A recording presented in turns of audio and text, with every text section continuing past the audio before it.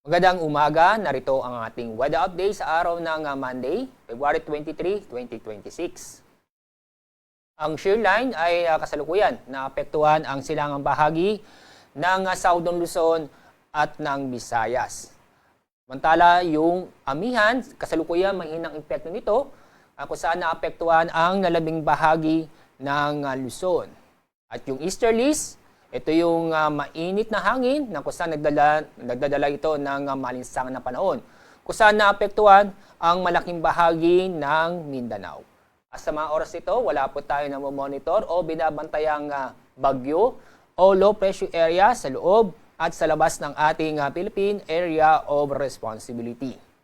At sa susunod ng 2 hanggang 3 araw, itong mahinang amihan ay patuloy na hihina ito.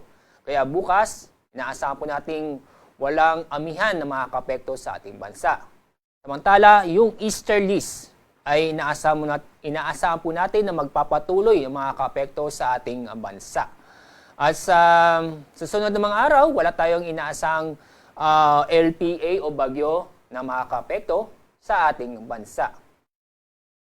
At sa ating lagay ng panahon, halos buong araw, asahan po ang maulap na kalangitan sa Bicol region. Asahan ang kalat-kalat ng pag-ulan at may kasamang thunderstorm sa mga lalawigan ng Albay, Sorsogon at Masbate.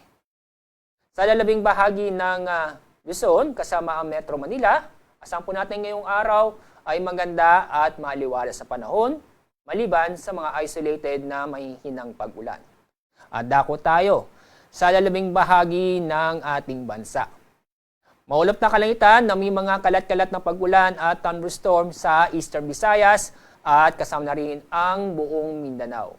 Kaya sa mga kababayan po natin, sa mga nabanggit na lugar, mag-ingat at maging alerto dahil sa mga pag-ulan nito na posibleng magdulot ng pagbaha o pagguho ng lupa. Wala tayong galing warning ngayong araw. Ibig sabihin, wala tayong inaasahang matataas ng alon. Pero, paalala sa mga kababayan po natin na mabalak pumalahot sa ating karagatan, huwag kalimutang mag-ingat.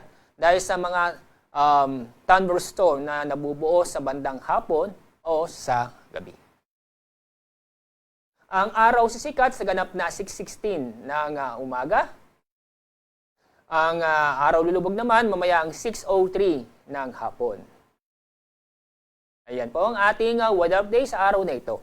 Mula sa Pag-asa, ako po, Alzar D. Aurelio.